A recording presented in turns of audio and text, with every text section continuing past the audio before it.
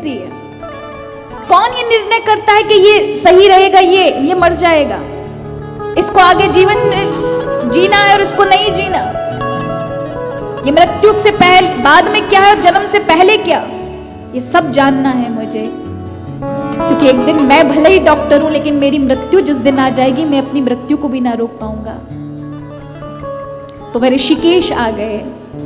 उन्होंने एक संत से मिलकर के संत दीक्षा ले ली। संत ने कहा तुम समाज की सेवा करो ना, भगवान ने इतनी सुंदर पात्रता दी है, डॉक्टर हो तुम अच्छे। कहा नहीं महाराज, अगर मैंने डॉक्टरी में अपना जीवन लगाया तो मैं इस ज्ञान को प्राप्त नहीं कर सकूंगा। मुझे सत्यता को जानना है, आखिर जन्म मृत्यु का प्रारब्ध क्यों, क्या कोई कर्म है या भाग्य है, कौन सी ऐसी अदृश्य शक्ति, मुझे जानना है। तब संत ने उनको दीक्षा दी। संत दीक्षा पाकर के वह हिमालय में गए।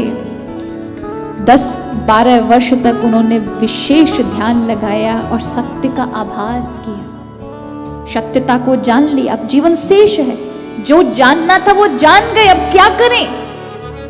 तो जो उन्हें भगवान ने वो दी थी पात्रता डॉक्टर की, उन्होंने एक छोटा सा क्लिनिक हरिद्वार में खोला।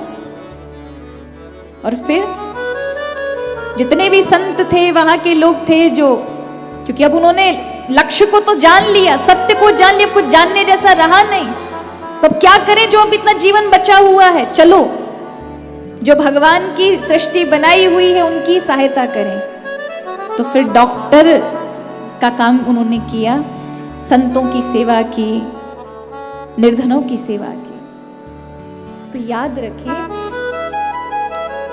कर्म को मत छोड़ो, कर्म से भी प्रभु की प्राप्ति है।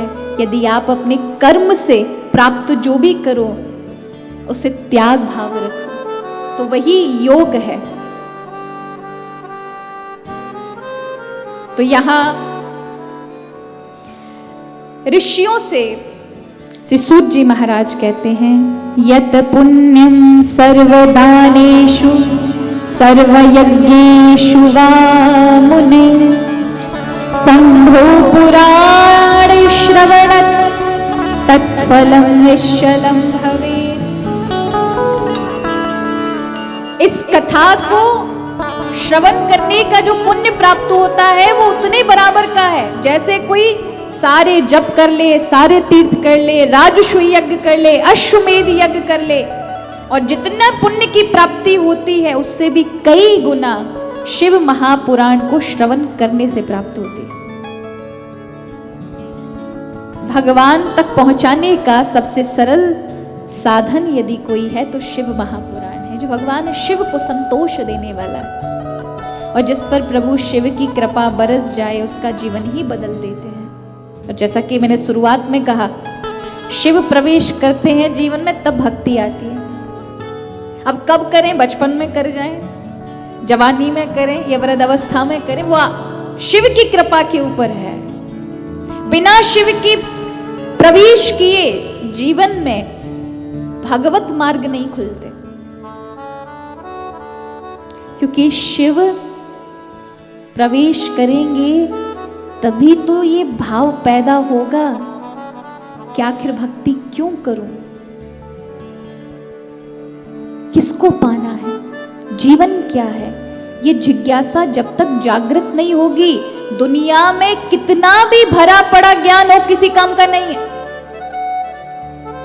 जब तक आपके जीवन में ये जिज्ञासा ना जागे आप कौन है, जीवन क्या है, किसको प्राप्त करना है, ये भाव जब तक नहीं जागेगा, दुनिया भर के पुस्तकालय सब बेकार उस व्यक्ति के आगे, क्योंकि वो ज्ञान से उसको कोई मतलब नहीं है, वो ज्ञान में ही रहना चाहता है।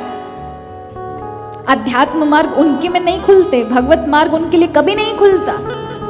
किन के लिए खुलेगा? जिनमें शिव प्रवेश करेंगे, श्रद्धा आएगी, भाव बनेगा, जीवन को सही तरह से जीने की लालसा होगी, जीवन क्या है इस विषय को समझने की जिज्ञासा उत्पन्न होगी। और याद रखिए, हमारे सारे शास्त्र जिज्ञासा पर से ही प्रकट होते हैं। अब ऋषियों ने भी जिज्ञासा की है ना, महाराज सही बताइए, सार बताइए, जीवन का लक्ष्य क्या? ये जिज्ञासा है, जानने की इच्छा। तो यहां शिव की कृपा किस प्रकार से बरसती है। महात्म के द्वितीय अध्याय में देवराज नाम के एक ब्राह्मण की कथा आती है। यहां पर वर्णन ऐसा आता है कि शीत किरात नगरे ब्राह्मणो ज्ञान दुर्बलः। किरात नाम का एक नगर था जहां एक देवराज नाम का ब्राह्मण रहता था। अब मैं कथा को थोड़ा ज्यादा विस्तार नहीं दूंगी, थोड़े से उसमें श्रवण करेंगे, सार में जानने की चेष्टा करेंगे। ये जो किरात नगर है, अब नाम से ही आपको पता हो जाना चाहिए, किरात माने भील, भीलों की बस्ती थी वो। और कहते हैं जहां जो लोग ज्यादा संख्या में रहते हैं, बहुसंख्यक लोग ज्यादा, जहां जिस वर्ग के रहेंगे चलेगी किसकी, उसी वर्ग की चलेगी महाराज। और हुआ भी यही, किरातों का भीलों का नगर था तो भीलों की चलती थी। और वहां ऐसा नहीं कि केवल भील ही रहते थे, वहां ब्राह्मण, बनिया, क्षत्रिय सभी रहते थे, सभी लोग, लेकिन भीलों की वृत्ति उन्हें प्राप्त थी। उनमें देवराज जो ब्राह्मण था वो ज्ञान में दुर्बल था। यानी जो ब्राह्मण जन्म प्राप्त होता है वो किस लिए होता है, ज्ञान मार्ग के लिए होता है। ब्राह्मण वर्ण प्राप्त करने का अर्थ है कि भगवान ने जीवन में एक नई दिशा दी है कि तुम इस जन्म में मुझे प्राप्त करने की सामर्थ्य रखते हो। लेकिन ब्राह्मण वर्ण में भी कभी आध्यात्मिकता की ओर जीवन ना जाए, प्रभु की ओर कभी मन ना जाए, तो जीते जी ब्राह्मणत्व की हत्या है। तो यहां ये सबसे दुर्बल, ना कोई गायत्री है, ना कोई भजन पूजा है, ना जीवन में नाम जप है, ना सत्संग है, ना अच्छे कर्म है, अपितु भील जो शहद आदि बेचते हैं वही काम करता है। ब्राह्मण है, देखो हमारे यहां ब्राह्मणों को ज्ञान विषयक चीजों पर ही उनका जीवन यापन होना चाहिए, ग्रंथ आदि का, पूजन विधि का, ये सब, यही ब्राह्मण का जीवन होना चाहिए। लेकिन ब्राह्मण कोई आर्थिक समस्या से है तो हमारी नीति कहती है कि तब आप वणिक का जीवन ले सकते हैं, कुछ समय के लिए आप क्षत्रिय जीवन ले सकते हैं, माने उनकी आजीविका, व्यापार आदि करना, ये सब करना। लेकिन ये ब्राह्मण का स्वधर्म नहीं है।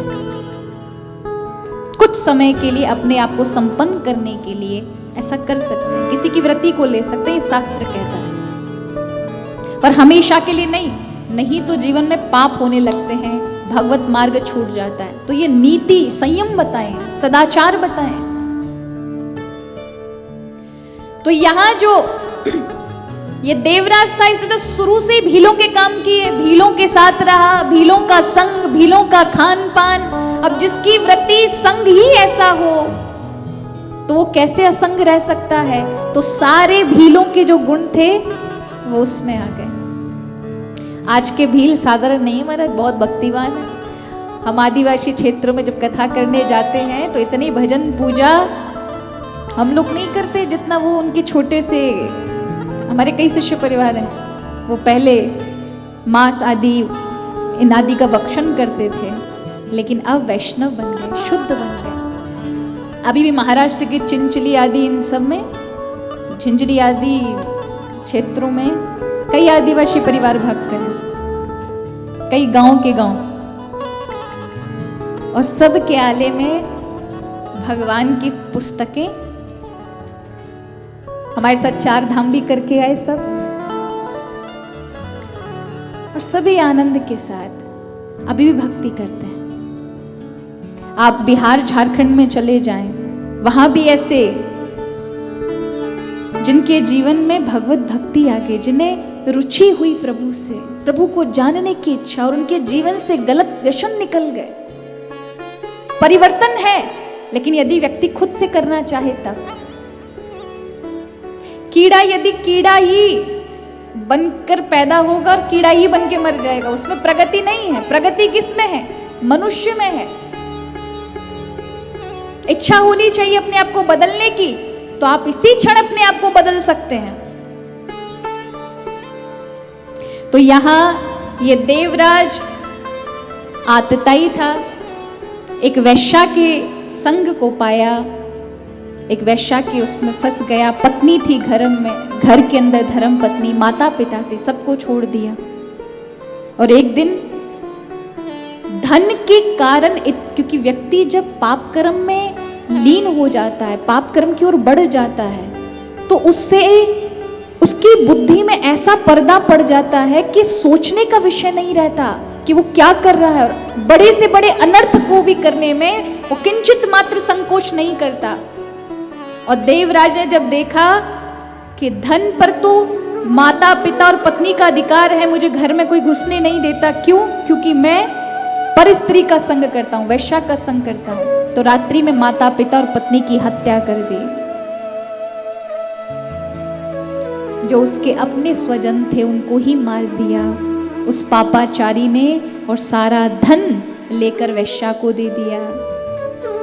याद रखिए, जवानी तक तो आप खूब जो भगवान ने आपको दिया है, गलत कर्म भी लोग कर लेते हैं ना, तो थोड़े दिन की मौज मस्ती कर लो, और उसके उपरांत फिर जो समय आएगा वो आपसे नहीं देखा जा सकता, फिर वो परिणामों का समय है। देवराज की वृद्धावस्था आई, अब घर में इतना सम्मान नहीं था, और दुर्भाग्य से उसके कोई संतान नहीं थी, तो वृद्धावस्था में भी खुद को जाना पड़ता था। तो एक बार वह किसी दूर नगर में आया, वृद्धावस्था निकट थी, किसी को पैसे दे रखे थे, उस नगर में आया पैसे लेने के लिए, लेकिन अचानक से उसका स्वास्थ्य खराब हो गया। तो पूर्व में, आज तो होटल आदि हैं, गेस्ट हाउस आदि हो गए, पूर्व में तीर्थ के स्थानों पर धर्मशालाएं बनाई जाती थी। अब कितना सुंदर नाम दिया है, धर्मशाला।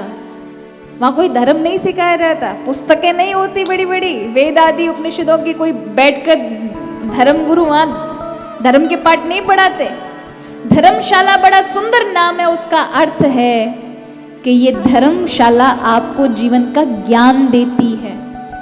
जिस प्रकार से आप 4 दिन रुकते हैं और उसके उपरांत आपको धर्मशाला से जाना पड़ता है, उसी प्रकार जीवन है, 4 दिन के लिए मिला है। वहां के रजाई गद्दे आदि सबका उपयोग करोगे, लेकिन मन नहीं टिका सकते, क्योंकि एक भी सामान उठा के लेके जाओगे, धर्मशाला के लोग जबरदस्ती निकलवा लेंगे। बड़े बड़े बोर्ड पर लिखा होता है, अपनी वस्तुओं का स्वयं ध्यान रखें, यहां की वस्तुओं को ले जाने की कोशिश ना करें। आजकल तो लोग इतने महाराज नियत से भ्रष्ट हो चुके हैं कि ट्रेन के अंदर जो लैट बात होते हैं उनके मगों को खींच के ले जाते, इसलिए ट्रेन वाले भी, रेलवे डिपार्टमेंट भी चैन से बांध के मगों को रखते हैं। बताओ, ये जीवन है, पुस्तक को नहीं छोड़ते लोग। ये 2012 की कथा के समय की बात है, शायद छत्तीसगढ़ से हम आ रहे थे, तो हमारी टीम में संगीतज्ञ में नहीं, झांकी वाले, तो छोटे छोटे थे, हमें तो बाद में पता चला। तो ट्रेन में आ रहे थे, तो वो जो बॉटल रखने के लिए एक जाली होती है, वो स्पेशली इसलिए कि लोग पानी रख सके वहां पर। अब जो हमारे साथ झांकी वाले गए थे, उन्होंने वो 3-4 ट्रेन में से निकाल ली, और पता नहीं था कि ये सब ये कर रहे हैं। बाद में पता चला तो हमें बहुत बुरा, हमने डांटा है। ये सुविधाएं किस लिए हैं? तुम लोगों के लिए बनी है। अगर सभी लोग इस तरह की हरकतें, इन चीजों से होने जाना क्या है? ये चीज तो तुम 5 रुपए की बाजार से खरीद सकते हो, और उन सुविधाओं को अगर हम ही नष्ट करेंगे तो फिर क्या रहा? बोले वो तो हम मुझका बनावे काजे, मतलब कुछ होता है ना, किसी कार्य में उसको लेना होगा। ब्रजवासी ठहरे महाराज, पर वो अलौकिक ब्रजवासी था।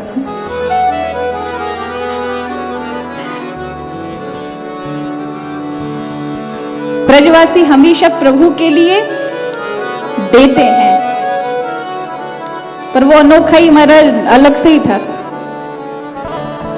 पर ऐसा करना गलत है, इसलिए आज रेलवे वालों को भी चैन लटकानी पड़ती है। उस गंदे से मग को भी लोग नहीं ले छोड़ेंगे, ये सोच करके। कितना ईमान चला गया, कितनी भ्रष्टता आ गई है जीवन में। तो यहां धर्मशालाएं हमें क्या सिखाती है कि जीवन बहुत अल्प है, 4 दिन का ही है, कुछ भी साथ नहीं जाएगा, ये सारी सामग्री यहीं छोड़नी पड़ेगी, उसी प्रकार उपयोग करो रे अपने जीवन में। ये हमेशा जागृति रखो कि जीवन एक दिन ऐसे ही धर्मशाला की तरह छोड़